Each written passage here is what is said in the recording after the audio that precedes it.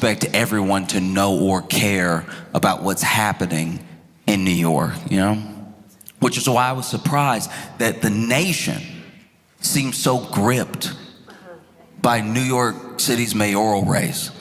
Like, this, people talk about it everywhere because I think it's just feels like a beta test for something bigger, you know? In case you're not familiar with who's running, right? You have to understand who's running to understand what's happening. Eric Adams is the mayor of New York City. And Eric Adams, in case you don't know, is one of the worst people at corruption I've ever seen. Like, you know what I mean? Like, have a little mystery about you. Like, it's just, I feel like I could pay him off, you know what I mean? Like, it's just, like, one day when they make, like, his corruption is just, it's not enough, you know what I mean? If you're gonna be corrupt, go all in. He'd be having me feel bad for him. You know what I mean? You did all this corruption, that's all they gave you?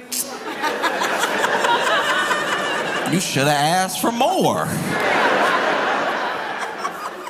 It was very upsetting. If they ever revisit this chapter in New York mayoral history, everybody gonna be disappointed. Be like, flights? He went down for flights? Just tickets? You know what I mean? You had a dude in Illinois at least going down for gold bars. That's real corruption. That's like cartoon corruption. You know what I mean? Like, he took it back to the 50s level corruption. Break me off some gold bars, I'll get you anything you want. That's mustache twiddling, tying women to railroads corruption. That's crazy. And you over here embarrassing us as New Yorkers. This is a very rich city, and you going down for a couple flights to Turkey. Turkey!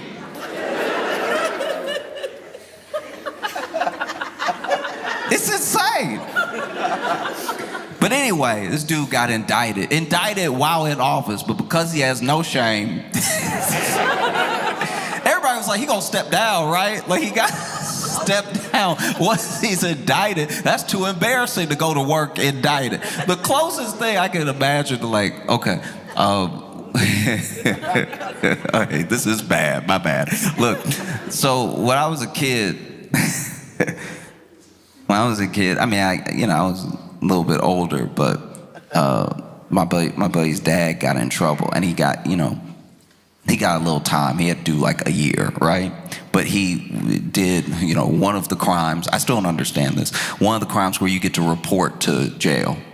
Like, you get to report to, that's always weird, because whenever you watch Law and Order, they take you like, jail start right after like, usually that's jail, you know what I mean? Like, usually they take you out, I didn't do it,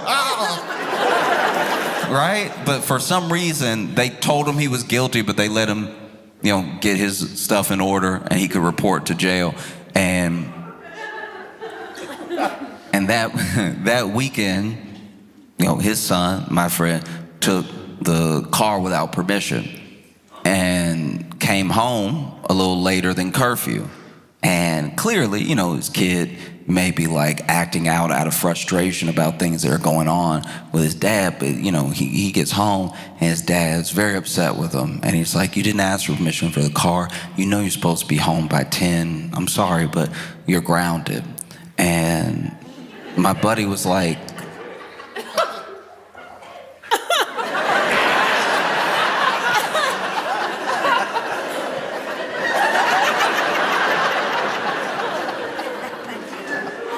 no, I'm just throwing it out there, because which one of us got to go to jail on Monday? Like, it sounds like you grounded. It sounds like you really the one in trouble here. And that's kind of what it felt like with Adams. He's like, still trying to be a mayor, talk about crime and stuff.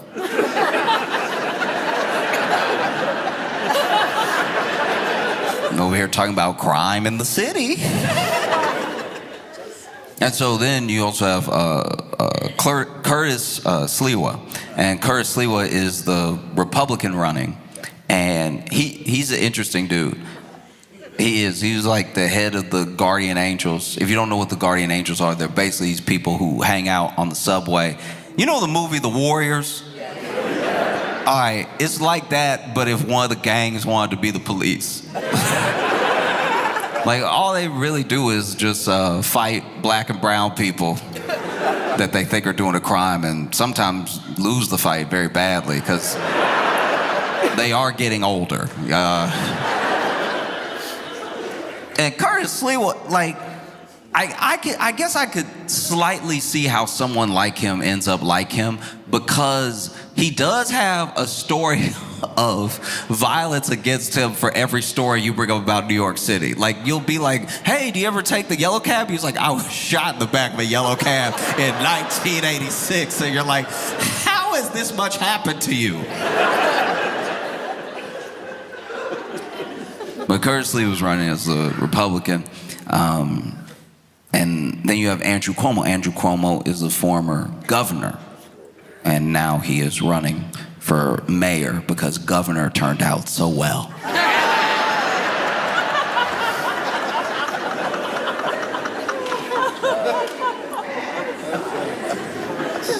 And then you have Zohran Mamdani. And Zohran Mamdani almost feels like a fixture of politics at the moment, because he is someone who seems to be the antidote for the thing that's been ailing the Democratic Party maybe for like 9 years. You know? This is a dude who is running on what he will do and his own policies that he believes in. And it's one of the first people, Democrat or Republican, that is running without really having to say anything about Trump. He has his own ideas. He has things he wants to do for the place that he is running. He's not running on being not like Trump or closer to Trump or someone Trump will call or someone that Trump hates. He is not using Trump in his orbit. People bring him up, but he himself is saying, I want to make the buses fast and free. I want to have free child care. I want to freeze the rent for rent-stabilized homes. And I want to make sure that we hold bad landlords accountable. Things that are very specific, because that's the other thing that it feels like the Democratic Party has been missing, is a clear and concise plan for a policy, something that you can attach yourself to, that you don't really need to get in the weeds for. Because I'm not saying that Democratic senators and Democratic candidates have not had good plans. I'm just saying that once you need a graph,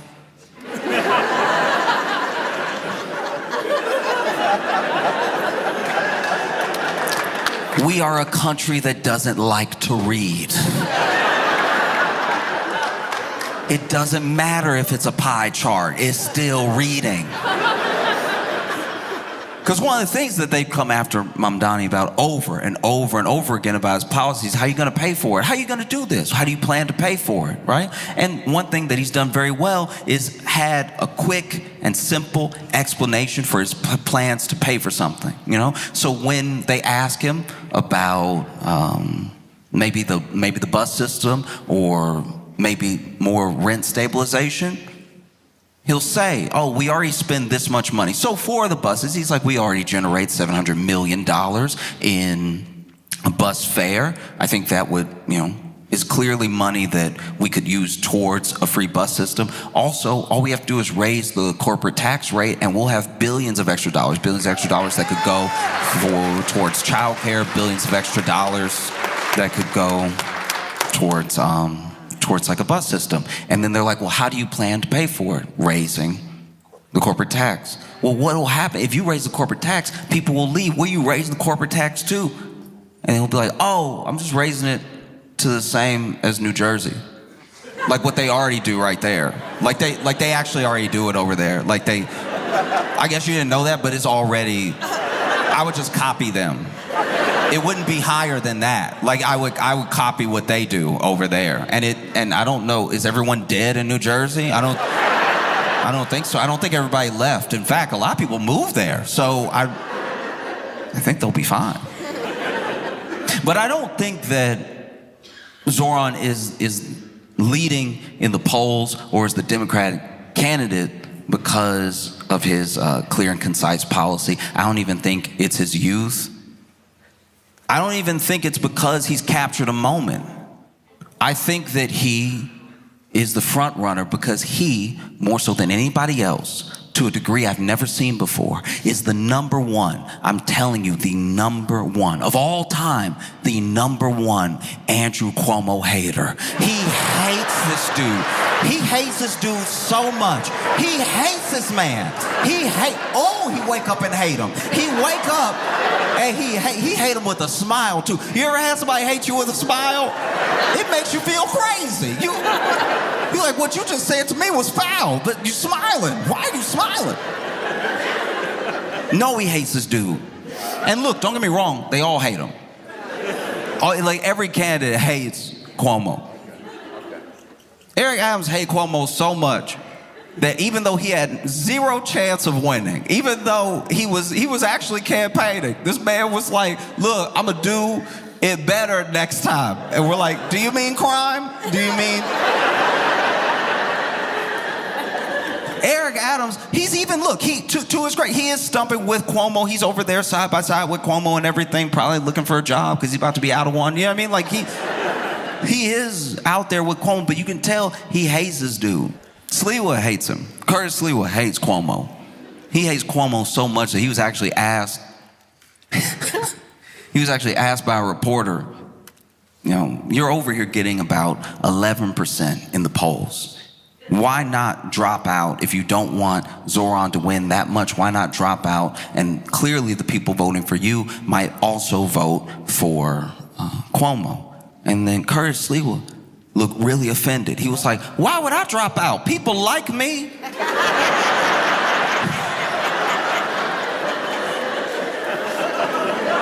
This man is running as a Republican in New York City, and he's still like, I'm not gonna drop out if it helps him.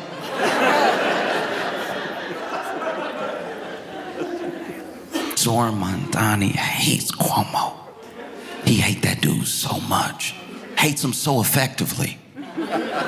Real hate. I've never hated somebody so much. I learned all their stats.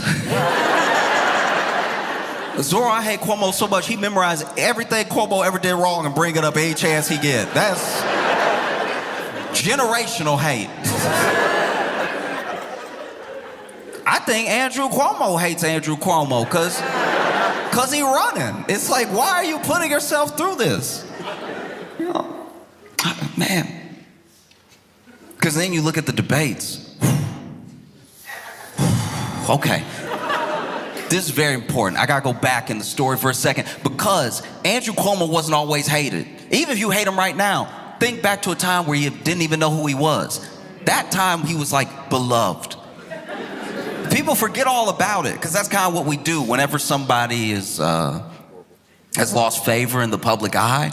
A lot of people say they never liked them or that they don't really know why anyone ever liked him.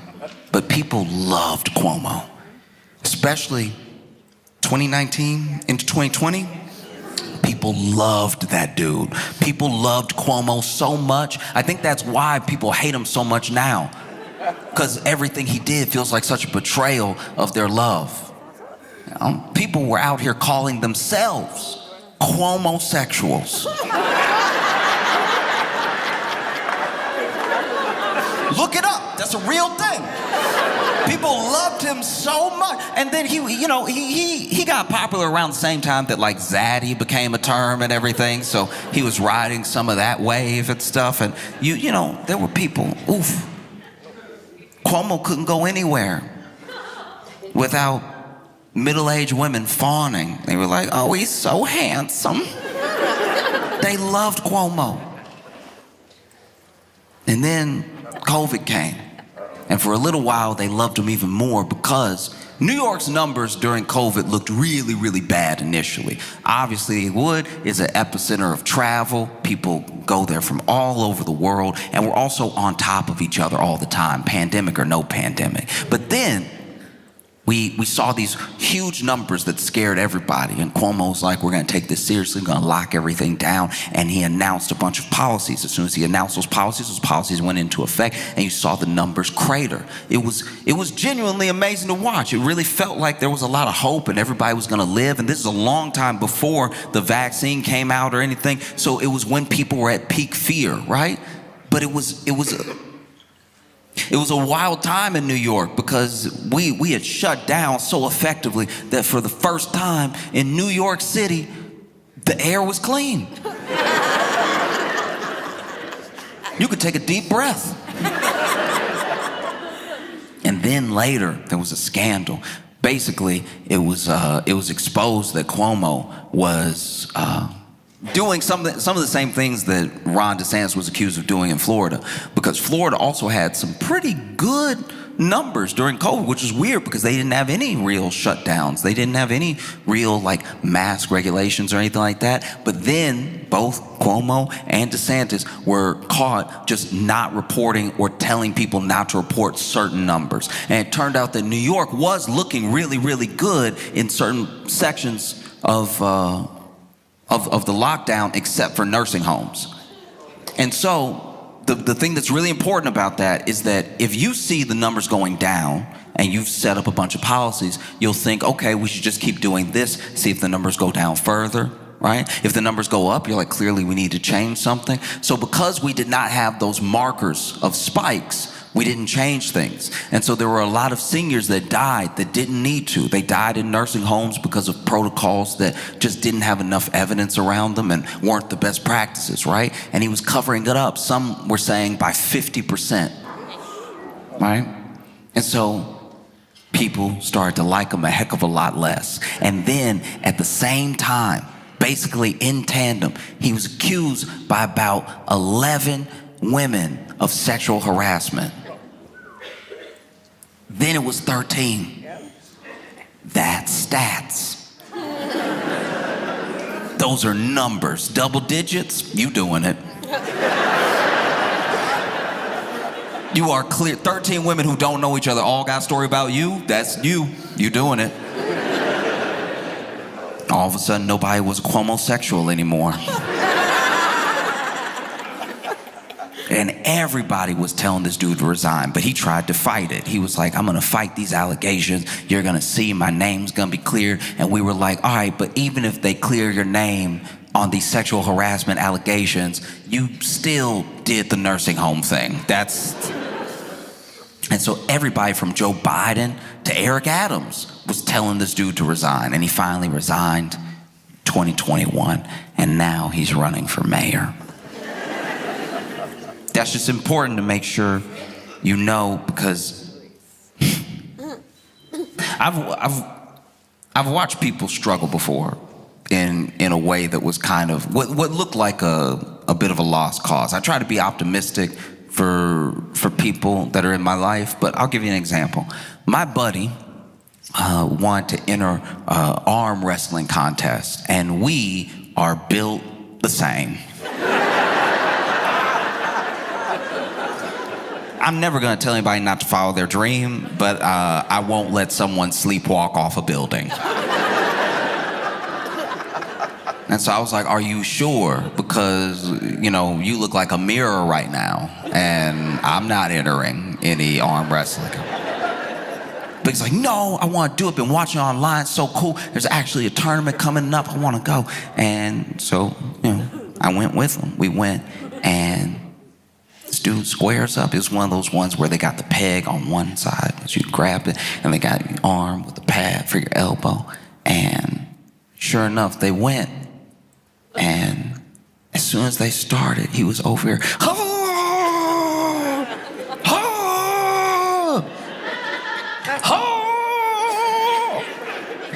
And I couldn't believe it. This man was actually winning. He was like pushing the arm down, and then he won. I was surprised. Like when people got that farmer strength? You don't see any like real definition of muscle. It's all smooth, but they're incredibly strong. I was like, maybe that's him. And then I watched him from round to round.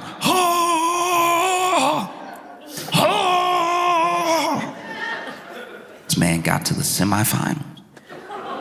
And at the semifinals, somebody walked up who really did look like a final boss. In my head, I was like, you've done very well for yourself. It's time to pack it up before he take that arm for good. It's gonna pop right out the socket. I'm gonna leave with one. And sure enough, he squared up. And then they told him to go, and he, But this was different. This dude wasn't really moving, but he was really strained, even leaning a bit. And then he started to make noises he hadn't made in the other rounds. Once you scream in an arm wrestling contest, you have lost something. This man,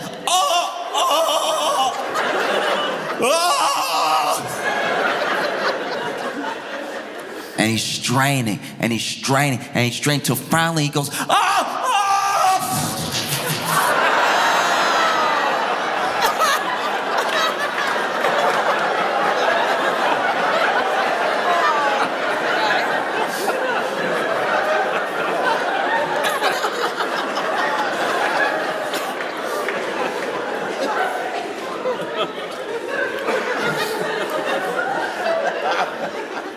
and he won.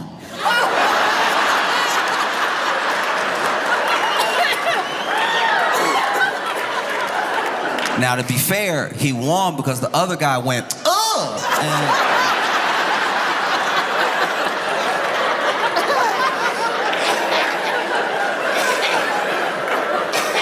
apparently that is a disqualification. Yeah, even when we were in the car ride home, we did have to leave. He didn't get to go to the finals because even when we were in the car, I was over there trying to be optimistic. I was over there like,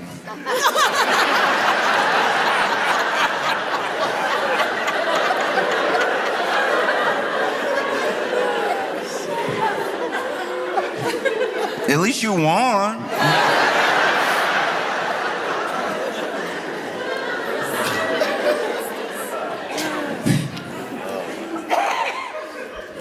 I give you an example of how much Zohran Mamdani hates Andrew Cuomo. In the first debate, right? In the first debate, it was Curtis Lewa, Zohran Mamdani, and Andrew Cuomo all on stage together.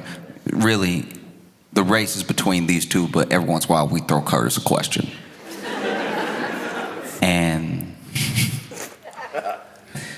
Cuomo's talking, and he goes, look, this is not a job. Being a mayor of one of the richest, biggest cities in the country is not a place for on-the-job experience. You know, this guy's never had a job before, and I don't think he can run the city. He definitely can't run it like I can. I can do a much better job. This is not a job for experience while you're in it. You gotta know, you gotta come with plans of what you're gonna do. And then, to his credit, Zohran, you know, it's like, I do have plans for what I'm gonna do. I've stated my plans clearly. Your only plan is to attack me. And Cuomo also came at him with a couple of things that are like talking points that a bunch of the candidates have used that they're not really clicking for me, but I don't know. Maybe I just don't have enough Islamophobia to have it register. But one of the things that Cuomo brings up is like, this man still, you know, won't denounce the phrase globalize the Intifada. All right? You know, he's over here lobbing accusations at me. He still won't denounce the phrase globalize the Intifada. What Andrew Cuomo is referring to, supposedly, is a time where someone else said it, and Zohran didn't, I guess, tackle them. This isn't language that he used. It's not something he said. It's something that someone else said that I guess he didn't do enough about in Cuomo's eyes, right? Mamdani responded, well, look, you're talking about things that are from 2020. And since we're talking about things that are from 2020, I don't know why, people would elect a mayor who sent so many seniors to their deaths in nursing homes. What I lack in experience, I make up for in integrity. And for what you lack in integrity, you could never make up for in experience. And I've never watched any debate like a rap battle. I was sitting in front of the computer like, oh! Get him!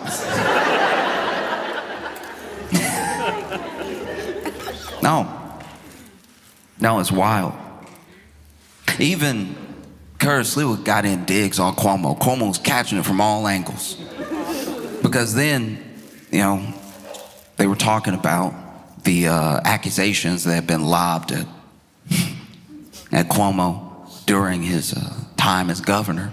And Curtis Lewa goes, really? You spent all that money defending yourself? Really? All 13 women are lying, Andrew? All 13 women? This man hates Cuomo so much, he is standing up for women as a Republican. This dude hates Cuomo with all his heart. Oh, this dude hates Cuomo so much. And then the second debate was even worse.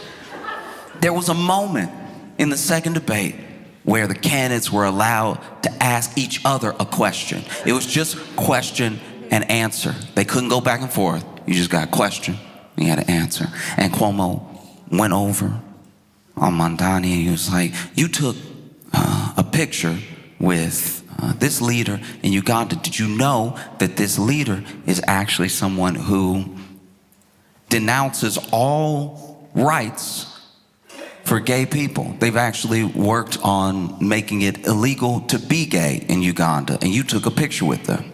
And Zohran answered, listen, at the time, I did not know this person's policies. I took a picture with this person. If I had known, I would not have taken that picture, full stop, right? And then it was Zohran's turn. And Zohran asked, he was like, Mr. Cuomo, in 2021, you were credibly accused by 13 women of sexual harassment. And in that time, you spent $20 million of taxpayer funds to defend yourself from all of these women. And you've lobbed, lawsuits, and you've worked with judges for gag orders and everything. You filed defamation suits on all these women. You have actually tried to obtain gynecological medical records of some of these women. Well, one of those women, Charlotte Bennett, is actually here tonight in the audience. And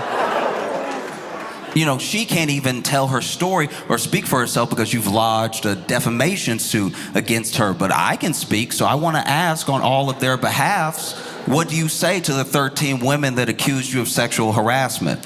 And it's in that moment I realized I wasn't hating to my full potential as a person. You know what I mean? Like, I am a C-tier hater when it comes to this level of hate is unprecedented. I thought Kendrick hated Drake. This is truly wild. Because what can you do if you're Cuomo? I'll tell you what he did. He went,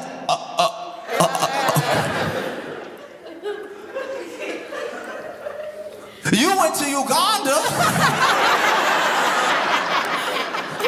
Truly, I have not seen a face like that on a person. Like Andrew Cuomo's face when it was happening. I hadn't seen anyone make a face like that since my friend won his arm wrestling contest.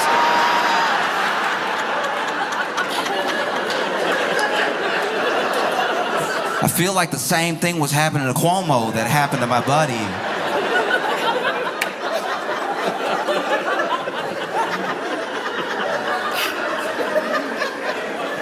Very bad. Whew. And Zohran is still leading in the polls, And one of the reasons that I think that he's still leading is because some of these efforts to stop Mamdani have only helped him.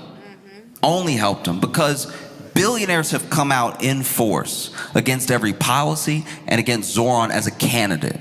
And that says a lot. They're like accidentally making him more popular. You know?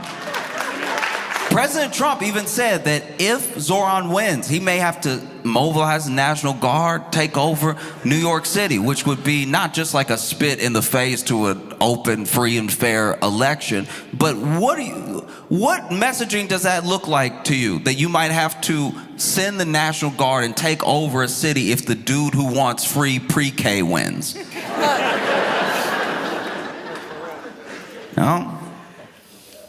Like all their efforts, they've spent so much money. Zohran himself has said, y'all are spending way more money on ads trying to campaign against me than I was even gonna tax you.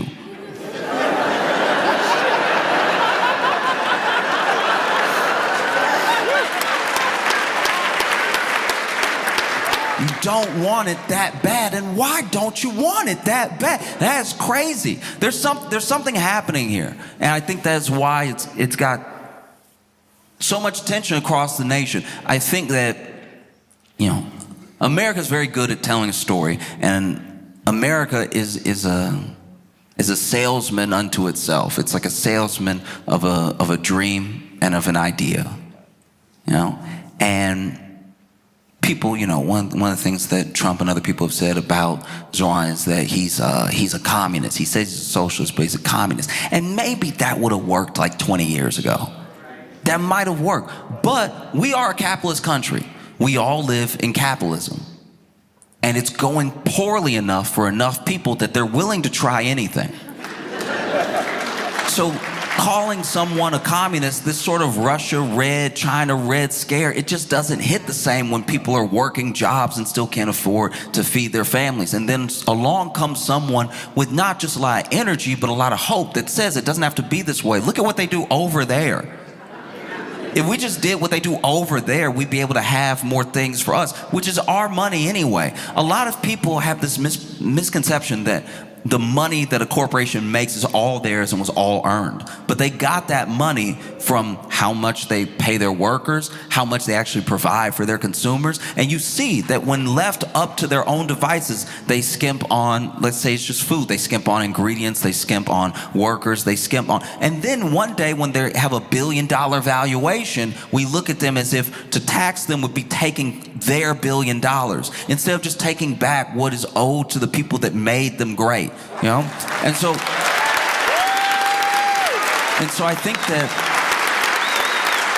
what is so scary for people about Zohran that really don't like him is that he is a reminder to a lot of people that you are a citizen, you're not a consumer, you are a constituent, you're not a customer. Like the story that gets told now, especially by our politicians, is that if you ask for what is owed to you, what is actually yours, you're asking for a handout. But you already paid for these things, and you pay them. So the idea that these people would all stand together in unison against this person who just wants to make the bus free should tell you something. And all of them stand together against him in the way that they are, with all the money they're throwing at him, and with all the fear-mongering that they're doing, it's having the opposite effect. Because now, to vote for him, even if you don't even like him, you get to stick it to a billionaire, people you already don't like.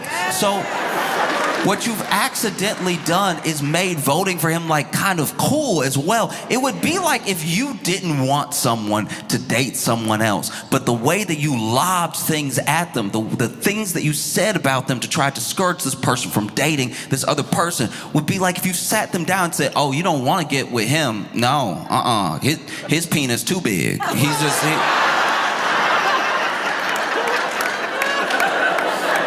You don't even want those problems. You don't.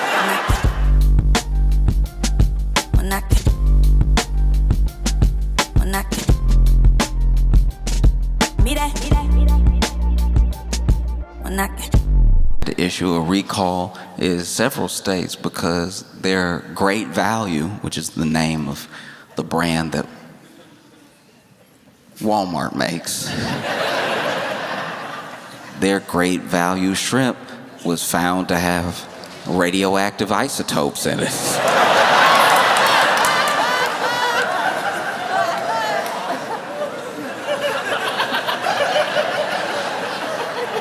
Whatever happened to like regular nasty? You know what I mean?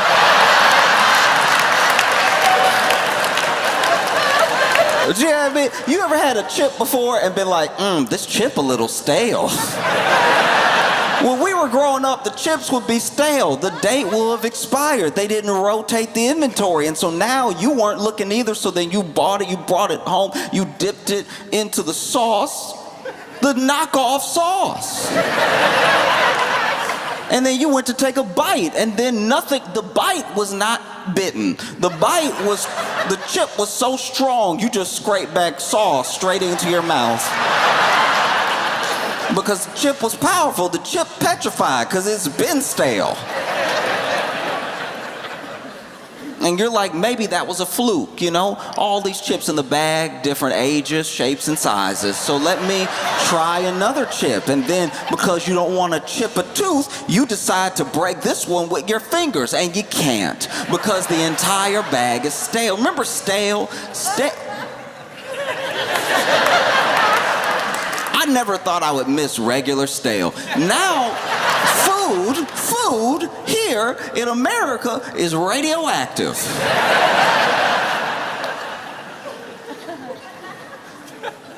I'm not gonna act like I know why it's radioactive. I don't know why it's radioactive.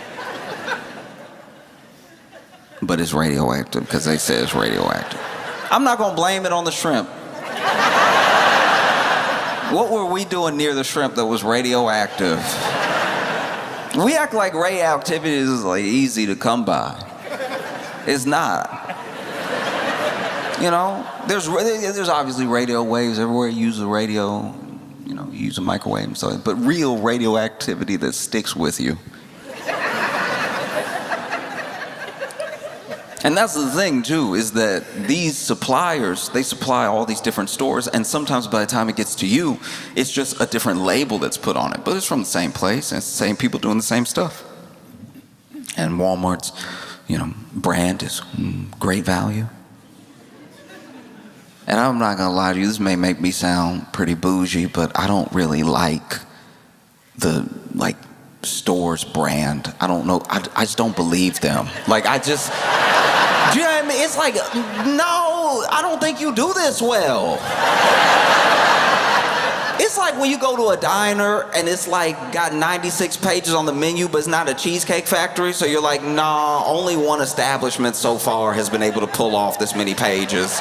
There's no way y'all have that much in the back. It's not possible. I drove around to park. I know that the kitchen can't be that big. How you gonna have lobster and quesadillas and you got burgers and fries, but you also have tres leches, but then you also have pad thai? Like, at a certain point, y'all just making stuff up back there. Like,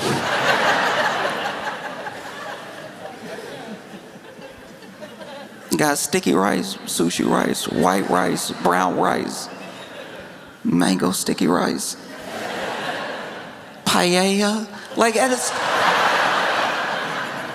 either the chef back there is the most talented individual that has ever lived. Either something is going on right now and we're all a part of someone's YouTube prank show, and Gordon Ramsay is back there just waiting for us to tear up our stomachs by ordering things that aren't even on the same page. When you go to a diner like that, by the way, stick to one page. Because whatever you get, I treat diner food and diner food with lots of variety. Because you know when they go back there and you order the lobster pasta, they got one lobster. Like, they about to have to scratch out that thing on the menu. But I feel like if you stick to one page, it's a lot like sticking to one type of alcohol.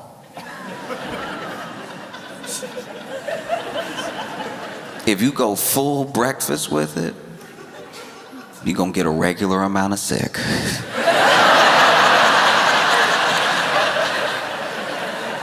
Hear me out, because all across America, you got these diners that got 87 pages to them, and then you're like, oh, it's too many choices, what do I do? One thing. You find one lane and you drive down it. Do you understand me? I don't want to see you go French toast and pad see ew.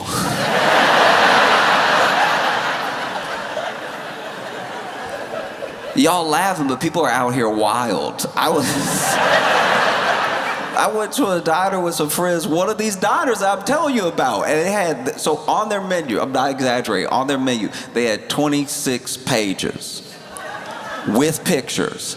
Now the pictures were obviously stolen from online. They did not take any of these pictures. They hit Google Images and they printed it out and they put it next to the ... lobster pasta, right?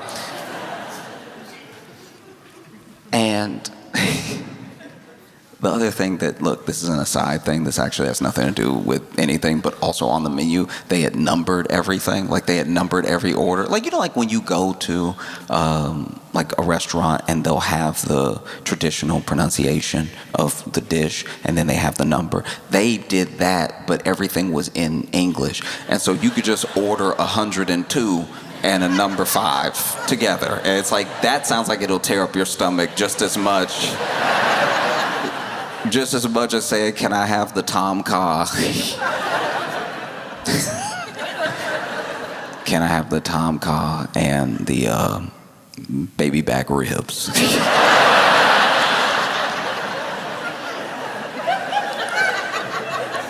But my friend was over here like, oh, it's too many choices. You can do so much. You could do barbecue. You could do Chinese. You could do, this is amazing. And I was like, no, it's the only thing open. Don't, this. And I warned him. I was like, you need to pick one. I'm telling you right now, you better pick one, okay? One page, go right down that page, because I bet you they do that page very well. I bet you if you pick a lane in this diner right now and you're like, hey, the whole table, we just gonna do Mexican food. We're gonna get some tacos, quesadillas. You already got the meat back there, just chop it up, dude. You know what I mean? I think it'll be fine. But if you start hitting them with the around the world special, which is what one of the pages was called, I think they're gonna give you the food. I think you're gonna enjoy it. I also think you're gonna get an otherworldly type of sick. But no, he knew better. He didn't listen to me. This man got baby back ribs, spaghetti and meatballs,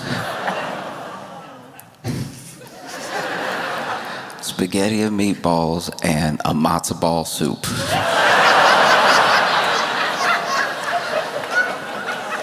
Now, you know how they say that sometimes when you're driving down the highway, and there's like a natural instinct to watch the wreckage of a car accident as you pass by. That was every plate they brought to him. I kept watching him this man was taking bites of baby back ribs and then sips of soup and everything. And I was like, I don't know how you feel like this is a good idea. I got 3 scrambled eggs. And I made sure to order before he could finish ordering, because I was like, keep me separate from him. I know that a bunch of sauce is gonna be sloshing together. And sure enough, we leave, we get in the car, we drive for an hour. And then out of nowhere, we hear our friend who's driving go, ooh.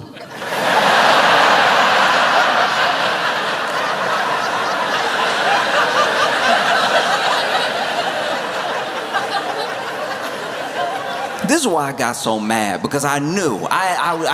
We had 4 more hours of driving to do, and I knew for a fact that his bad decisions would affect me. I didn't know when, I didn't know exactly how, but I knew this would happen. So he goes, ooh. And it was low, it was quiet, it was to himself. but it did cut through the music.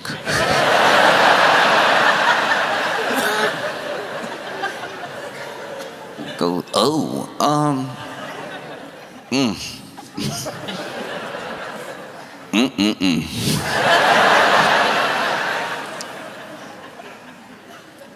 And so then, look, I try not to be that friend. I try not to be the I told you so person, but I go, what?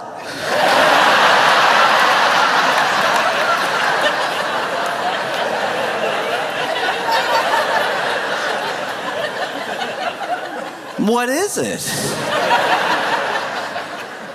And he's like, oof,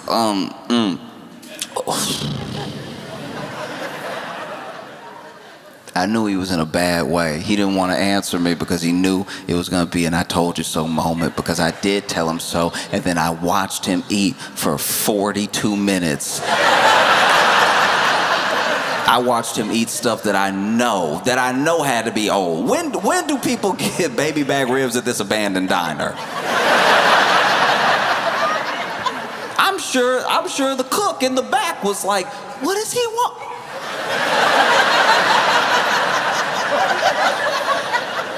Ask him, is he sure? Ask him, is he sure?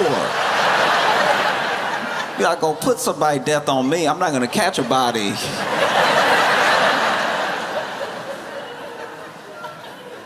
He's sitting there, ooh. And I'm like, what? And he doesn't want to answer me. But I knew he was hot. I knew this is how bad off he was. Any cuisine that you eat, anything that you eat, especially when you eat a lot of it, especially when it is good, when you got something authentic, or you just got something that was seasoned right, and you eat too much of it, it has a different impression on you. It always does. Different impression. You get some good barbecue, but you eat a little bit too much of it, you get those meat sweats. You don't even know what's happening. Meat sweats are the closest I think they're the closest it'll ever come to a hot flash, because they don't even know what's happening to their body. They're just like,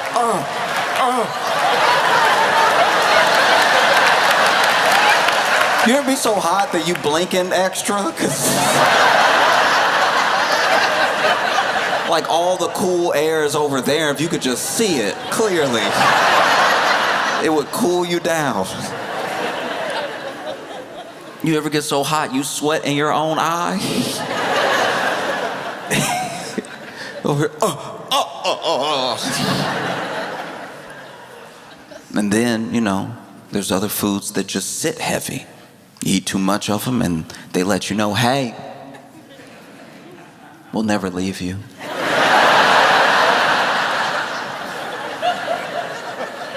And then there's some foods that, because of the cuisine, there's a little bit extra spice in it, makes your throat a little hot, makes you burp, and just gives you a little heartburn if you overdo it. He had all three. This man was sitting there with a hot rock in his stomach. You know those stoves they put on people when they do the massage or they warm it up? He had 3 of those in his stomach, just holding it. Ooh, and I could tell this man started breathing heavy and everything. And when he brought the window down, I knew he was in trouble. I turned to our friends in the back. I was like, hey, somebody else gonna need a drive soon. Over here sweating hard, blinking hard.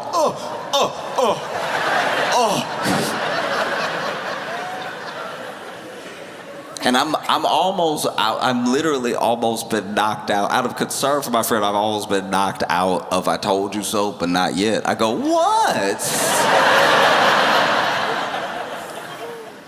And he goes, I think I'm gonna wreck the car.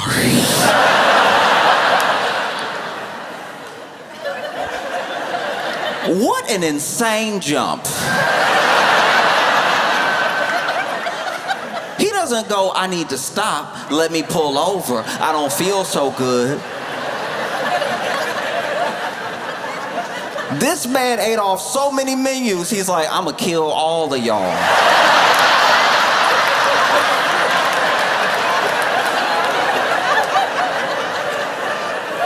I'm gonna flip this car as hard as I can until it lands right side up.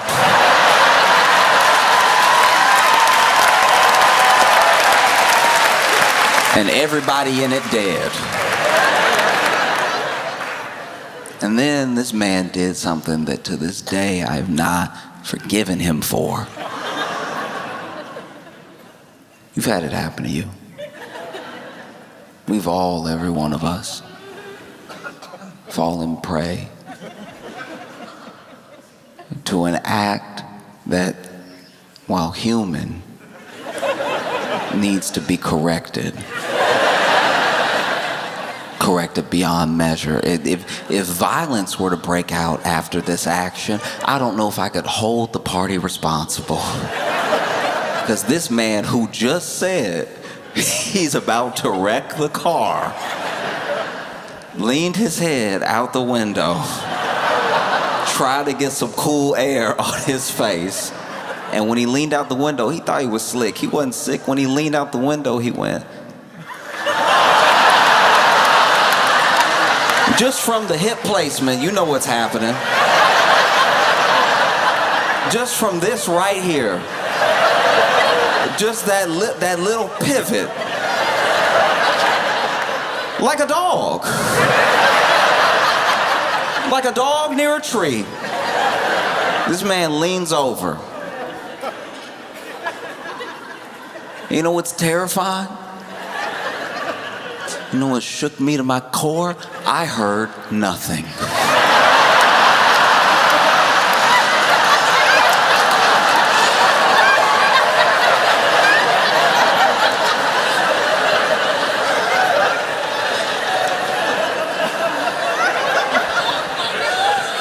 I didn't hear a sound.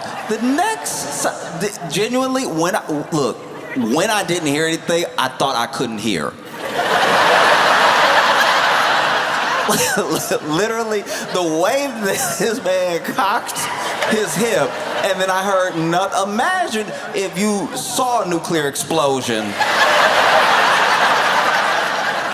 but then there was no boom after you. Like, I guess I'm already gone then? I must have died so fast I didn't notice. This must be how they make ghosts.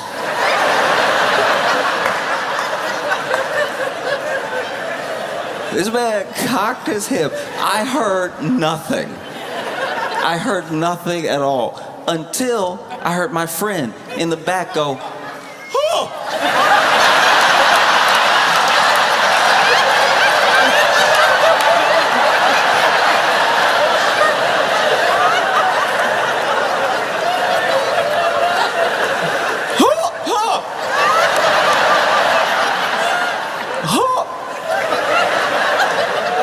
Look, I'm not gonna act like I know how,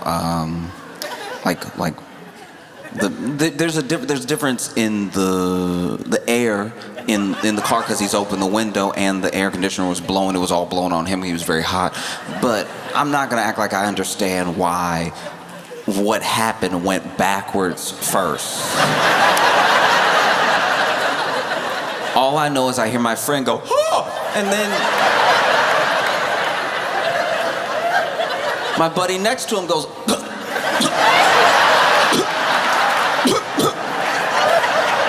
like when you begin to choke. You know, like, right before somebody need that Heimlich, before they're like,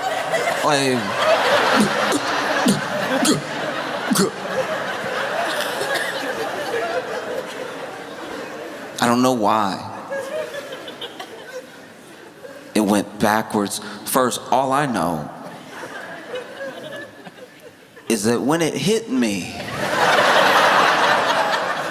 my first instinct was to scream.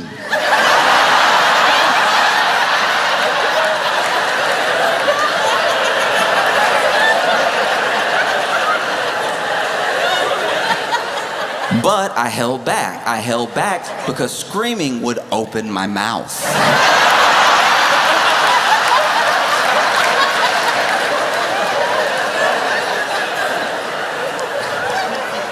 And so I went,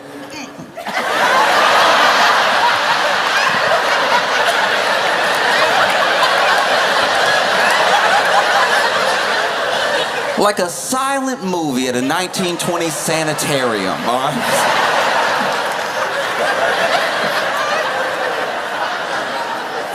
And I'm fighting to find the button for the window. I can't find it because not only am I trying to lean away, I have closed my eyes because they started to burn.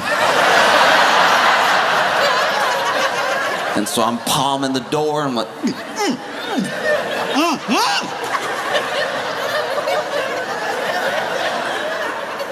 I palm the door, and I don't find the button to lower the window, but I do bang my head against the glass like Night at the Roxbury.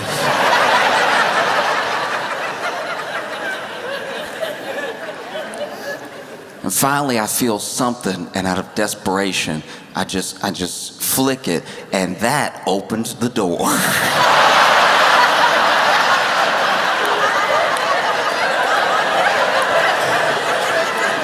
The door is open, and I'm leaning out, holding the door like...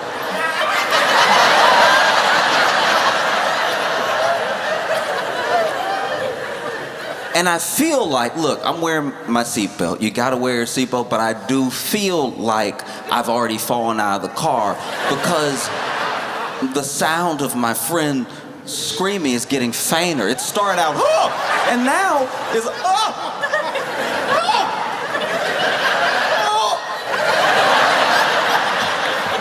We in the same car, why he getting further away?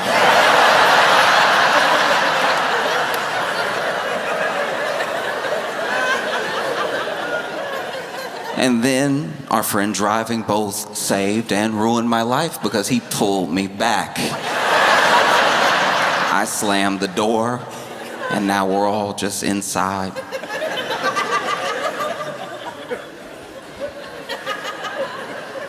With him.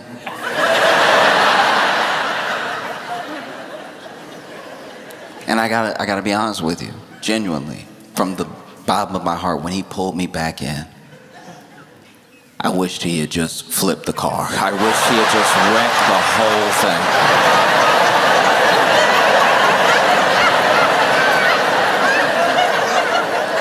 But yeah,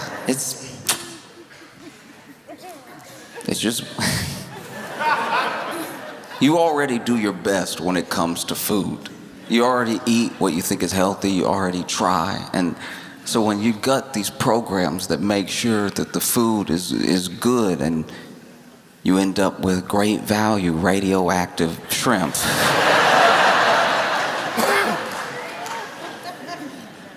It's absolutely unacceptable. All I'm saying is, I don't always trust the brand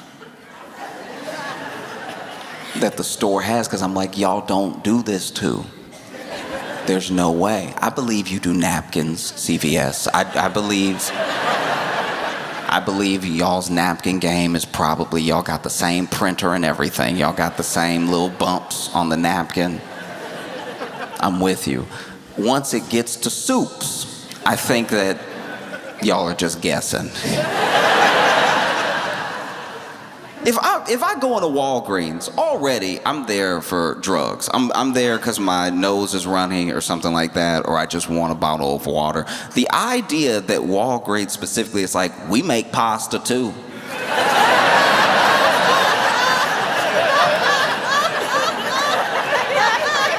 Do you though? Like, it's just... That's always been unsettling, that like a place that's not, like this is just me, maybe I'm being bougie, but I want my sauce to come from a place that's like, we make sauce. That's like our whole thing. We love, as Ragu, we love making sauce. We don't like anything solid around. So then when you go to a store and you see next to the Ragu is either your local store or this chain being like, we make sauce too, and it's just like that sauce. It's like, I know that it's cheaper, and I know I'm gonna buy it because it's cheaper, but I'm gonna think about how it's not Ragu while I'm eating it. I used to work at a store that, this was an insane experience, but I worked at a store where we didn't know what would, like, we knew what we sold as a base, but then there would be deals that would come in, and I don't know who was doing these deals, like, out in the world, but then we'd get a whole shipment of stuff we had to try to sell until it was gone, hopefully. There's no way to run a business, but I remember there was one week we just got a whole shipment of fire extinguishers. And to be fair, a lot of people don't have a fire extinguisher, and a lot of people live in conditions where they should absolutely have a fire extinguisher. Sure, I'm with you there, right? But these fire extinguishers were the size of like a big gulp. You know what I mean? Like these were like mini fire extinguishers that I don't even think could put out a hot shower.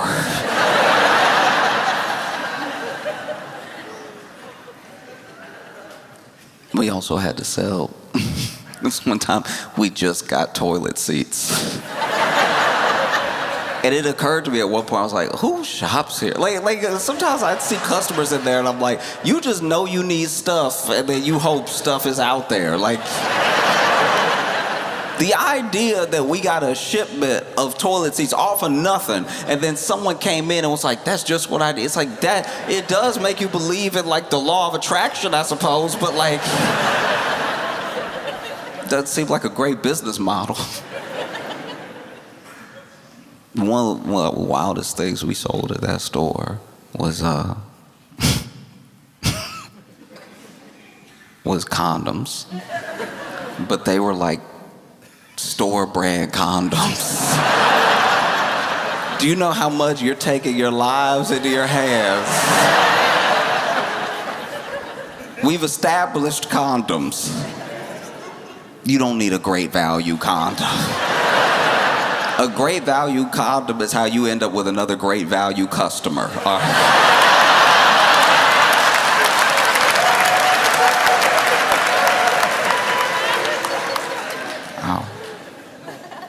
No, it's insane. And then when you have these radioactive shrimp, right?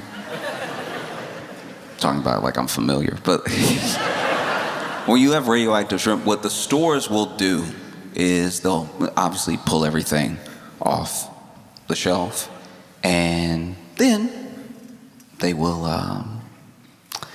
go ahead and put up a note, usually, on the cash register. That way, they've already pulled their inventory, but if anybody bought some last week, yesterday, whatever, they could read that. It helps spread the word, you know? And then one precaution that a lot of places take is they will print out the SKU, which is like that universal number for the product, a picture of the product, and then a little paragraph explanation of what happened. And then sometimes, depending on the store, they will put that at the cashier's register so that people can read it while they're checking out. So that way, if they already bought the shrimp and took it home, they'll know to throw it away. Because the paragraph will say something to the effect of like, if you bought our product, you know, whatever, radioactive shrimp,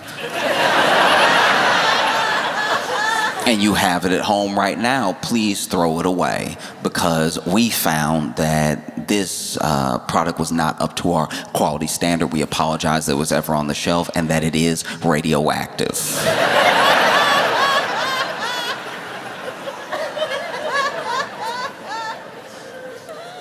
Thank you for your attention to this matter, and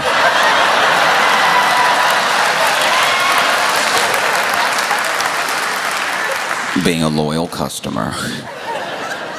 But that paragraph doesn't have the urgency that goes along with radioactive shrimp. Even the announcement, even the news didn't have the correct. It's radioactive shrimp. They didn't have the correct response for radioactive shrimp. To me, maybe I'm crazy. I need somebody to be walking up and down the aisle. The shrimp radioactive. Like, you need someone with some urgency. This printout is not doing it. And they know what they're doing because the toner, like the ink on the printer not even good. So you barely see the image, and then the letters are faded. So you're trying to read it, and it's like a whisper. It's like reading a whisper in real time where they're like, hey, something with the shrimp. It's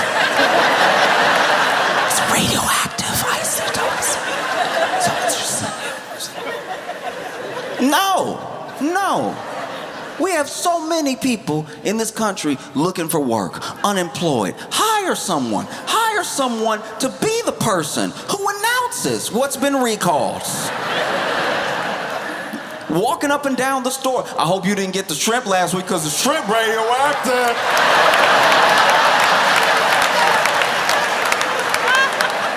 You can hear that shrimp. That shrimp go...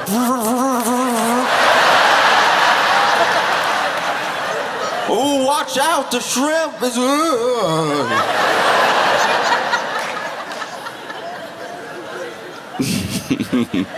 I had one. I ate one just to make sure, and one of my eyes turned blue.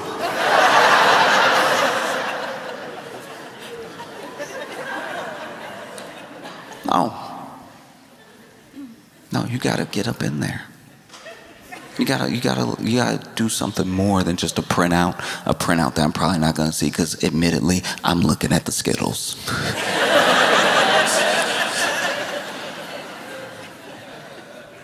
Need a person in there walking up and down the aisle.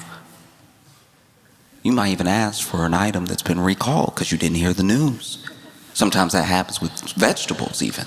Sometimes the spinach or the romaine will get recalled just because of what they've been exposed to, and you need a person to be walking up and down the produce aisle like, sorry, we don't have the spinach.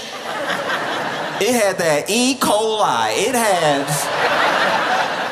What's the E for? He had E. coli all over him, so we had to send him back. Perhaps you'll enjoy some arugula.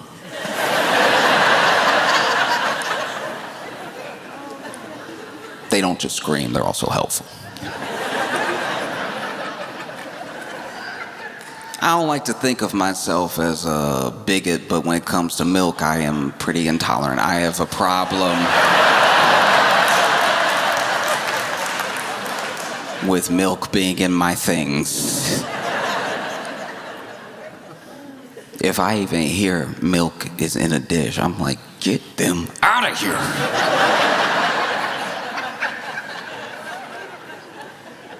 Sometimes there'll be milk and stuff that milk isn't normally in, and that's when I sound bad. I'm like, they not even supposed to be here. They as in the cultures in the milk.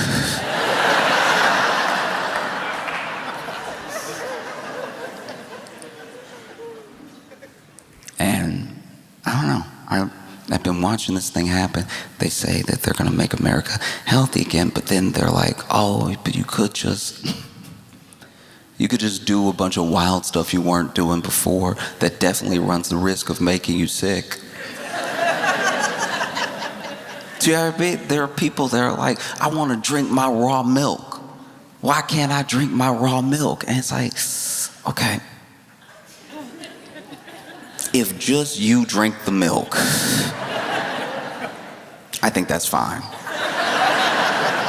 Genuinely, if somebody wants to drink raw milk and they're drinking raw milk and they're like, dude, this is what I want, like that to me is not bad. That to me is how it should be. You want the raw milk, you drink that.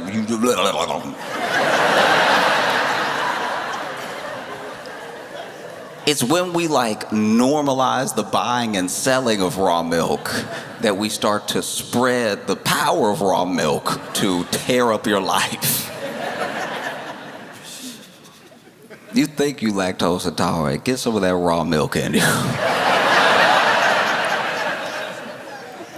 That raw milk will get in your stomach and be like, this is nice, yeah. Be like Van Halen in a hotel room, you know what I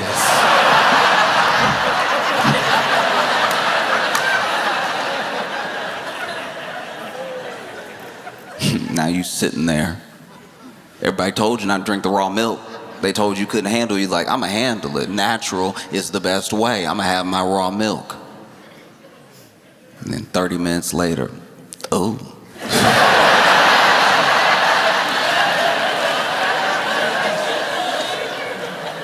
I'm sitting next to you. What?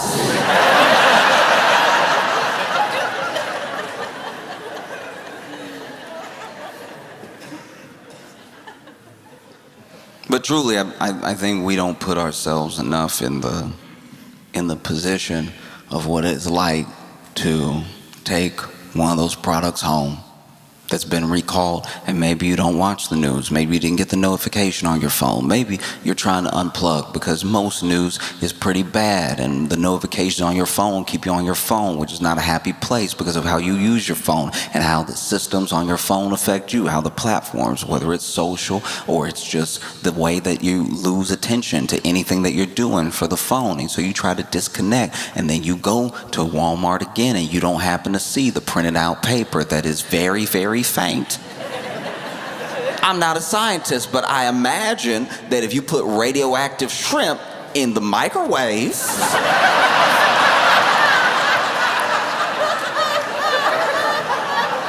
you about to turn your kitchen into a science experiment. You over there cooking the shrimp in the microwave, just looking at the door. Anytime, I don't know what it is about us, but and then maybe I'm the only one that's experienced this, but I've known 3 different microwaves to catch on fire. And in all 3 scenarios, the person who owned that microwave, who was making something, was looking through the door like,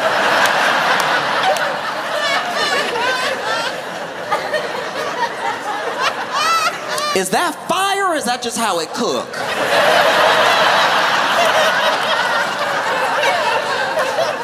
Yes, all 3 were dudes, yes. And so, in that case, all 3 dudes were like, I don't know, you know, when you pop popcorn, the bag get big, I don't know. Maybe this chicken sandwich supposed to be on fire. It's like, no, it's not. It's not. You put a Chick-fil-A sandwich still in the foil right into the microwave. And so, yes, your sandwich is on fire, but that's not part of the process. You should probably open the door, put that out. Use the tongs, don't use your hand. Do you know what I mean? And so now you microwaved your shrimp, you're staring at the door.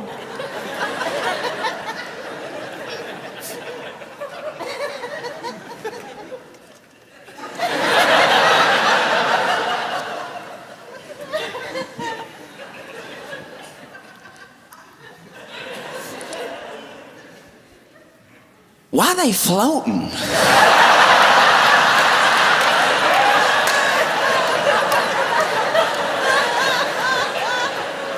Look, I don't know anything about radioactive shrimp, but I imagine a radioactive shrimp at least has the possibility of waking up.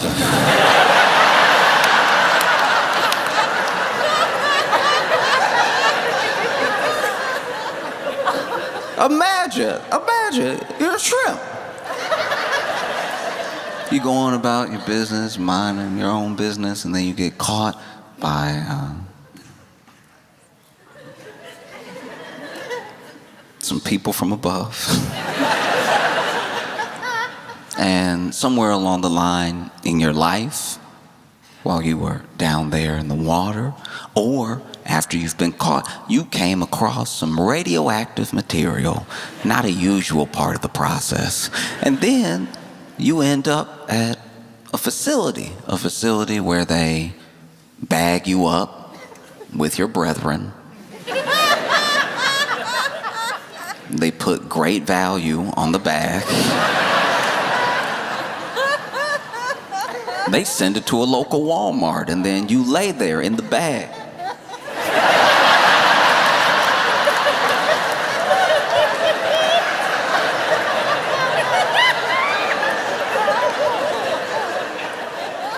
Somebody grabs the bag, somebody scans the bag, somebody bags the bag. They take you home. They open the bag into a bowl. They wash you off real quick like that's gonna do something. Everything wrong with you is on the inside.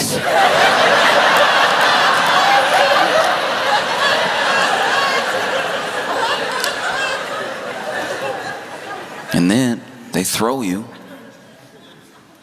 in the microwave because they can't cook.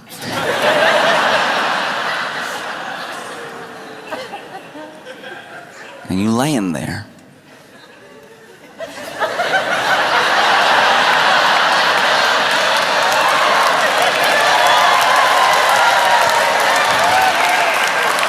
And then someone hits 3 minutes, which is too long.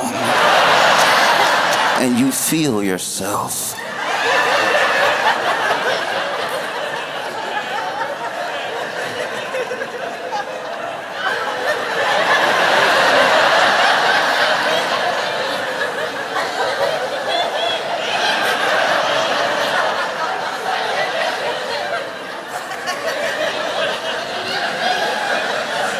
You open your eyes and you see a big old face.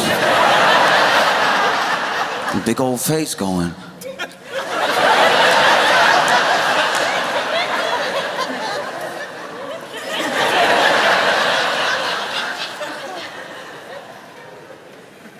Is this supposed to be floating?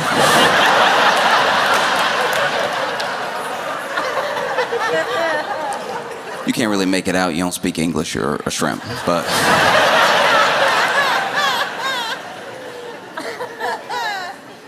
someone finally has the wherewithal to press the open button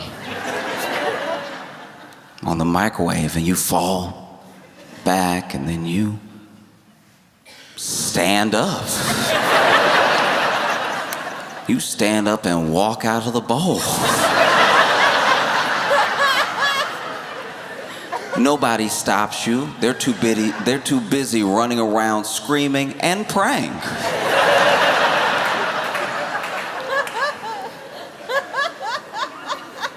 But something's happening. Something you've never experienced before. You're just used to swimming and crawling. But now something's happening. You have an awareness of yourself. You don't know how, you don't know why, but then you start to, out of nowhere, have the word for it. What's the word for it? You've never had this before. What's the word for it? But you start to have these thoughts. You're out here really thinking. You're thinking about your entire life. What happened to you? That radioactive material you came across. And now, you decide, you know what? I'm gonna go out on my own. I'm gonna head for the door. And these great value customers are more than willing to let you leave.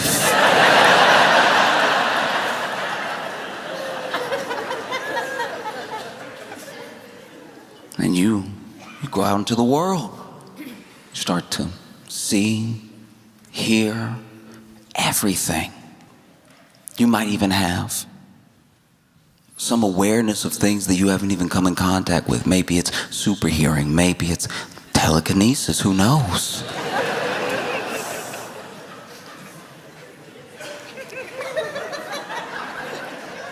And you come across a newspaper. You read a newspaper.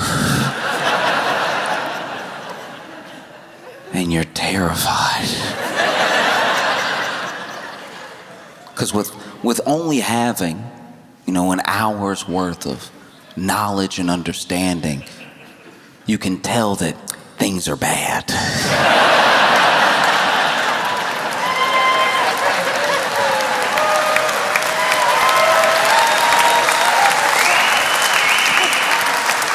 Things are not ideal in the world. You don't know what to do about it exactly, but you end up reading an article that's of a lot of importance to you because it's about you. It's about how there are radioactive shrimp at Walmart, and you're like, that's me. What should we do about this? I know what I'll do. I'll go to Washington. Because this little bit of life that I've been given, it's important that I use it for a purpose. It's important that I do something with it. The whole purpose of life is to not just be a witness, but be a connection to another life. And so I want to connect to all these lives I'm coming in contact with. You know, I got to dodge a lot of feet to get there, but it's okay. And so you go to Washington and you decide to go to what you potentially feel is the source of the problem. People have been loosening regulations. People have been lobbying the Food and Drug Administration. They've been gutting the EPA. They've been gutting every safeguard that the people have to be able to eat food that's not radioactive. And so, for whatever reason, you decide you're on the side of the people, and so you go to a house, one specific house, and you crawl into a bowl, one singular bowl, and you let yourself be eaten by the head of Health and Human Services.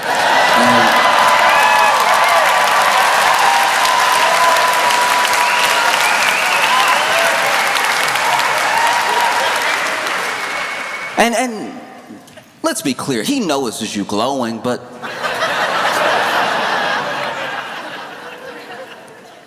and it was a sacrifice that you made, and it's a sacrifice that was very gross. There was a lot of roadkill on the plate. Then you climbed onto a bed of rice in the bowl, and then, you get slurped down, and now you're down there in RFK Jr.'s stomach.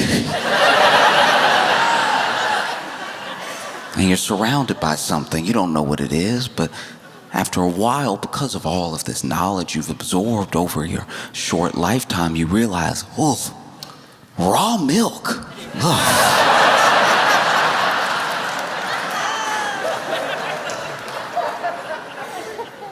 And then you let yourself fall away. And it was all worth it because RFK Jr. is over here sitting at a press conference talking about how we're going to introduce more raw milk into the U.S. or, going to make sure every kid eats roadkill for breakfast or something. I don't know. I don't know what the next initiative is, but while he's sitting there, RFK Jr. goes, whew.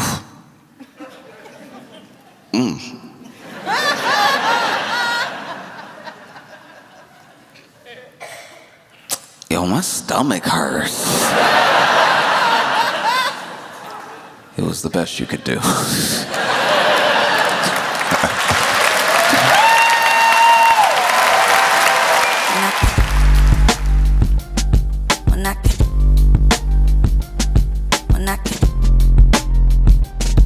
Mira,